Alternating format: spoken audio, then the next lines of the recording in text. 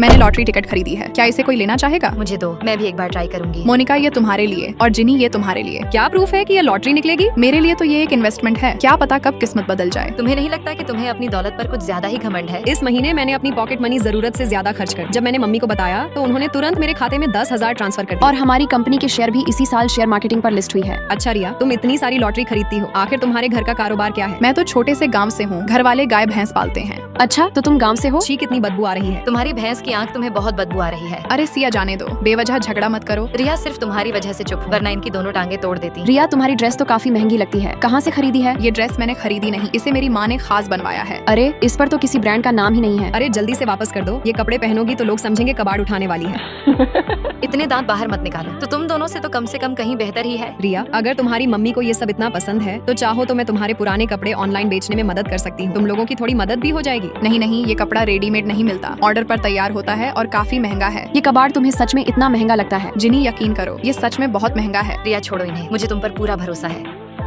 आज हॉस्टल में पार्टी है, सबको एक एक गिफ्ट ले जाना होगा। रिया, तुम क्या गिफ्ट लेकर जाओगी? मैं तो खेत से ताजे फल खरबूजा लेकर जाऊंगी। खरबूजा? इसे देखकर तो लोग हमें भी गरीब समझेंगे। आज तो इतने बड़े रेस्टोरेंट में पार्टी है, लेकिन रिया अभी तक नजर नहीं आई। इतने बड़े रेस्टोरेंट में पार्टी है, उस गरीब का मजाक ना बने, इसलिए अपने गाँव भाग गई होगी।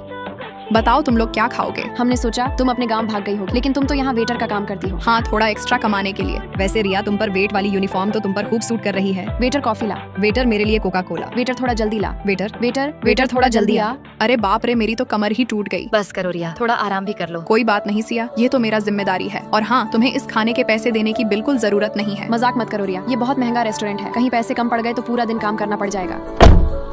मैम, मालिक ने कहा है कि वो आपकी जिद के आगे हार गए हैं, इसलिए अब आपको वेटर बनने की कोई जरूरत नहीं है। क्या कहा मैम? हाँ, ये रेस्टोरेंट मेरे पापा का है। लेकिन तुमने तो कहा था कि वो गाय भैंस पालते हैं। हाँ, वो गाय भैंस पालते हैं, लेकिन मैं तुम्हें बताना भूल गई कि हमारे फार्म में हजारों गाय भैंसों की देखभाल होती है।